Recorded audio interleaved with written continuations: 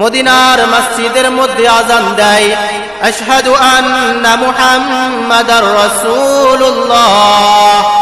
বেলাল যখন এই শব্দটা উচ্চারণ করলো, হঠাৎ করে বেলালের কানের মধ্যে আওয়াজ আসলো, উহুদের ময়দানে নবী শহীদ হয়ে গেল, উহুদের ময়দানে নবী নাই, উহুদের ময়দানে নবী শহীদ হয়ে গেল। হযরতে বেলাল আযান বন্ধ করে দিয়ে উহুদের ময়দানে দৌড়ায়। সাহাবী কেরামরা পিছন থেকে ডাক দেয়, ও বেলাল তুমি কি আযান দিবা না? ও বেলাল আযান শেষ করে তুমি যাও। হযরতে বেলাল বলে, যেই নবীর জন্য আমি আযান দিতাম আর নবী মসজিদের মধ্যে আসবে, আজকে নবী নাই, আমি বেলাল আযান দিতে পারবো না।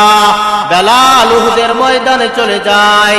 একদিনের ঘটনা, নবী যখন দুনিয়া থেকে বিদায় হয়ে চলে গেলেন, হযরতে বেলাল রাদিয়াল্লাহু তাআলা আনহু সিদ্ধান্ত নিলেন, আমি মদিনার মধ্যে আর থাকবো না।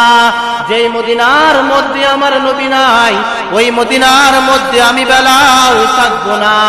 আমরা নবীর মুহাব্বতে মদিনার মধ্যে যাওয়ার জন্য চেষ্টা করি, কিন্তু হযরতে বেলাল রাদিয়াল্লাহু তাআলা আনহু নবীর মুহাব্বতে মদিনা থেকে চলে যেতে মন চাইল, কারণ যেই মদিনার মধ্যে আমার নবী নাই, ওই মদিনার মধ্যে আমি বেলাল কখনোই থাকতে পারবো না।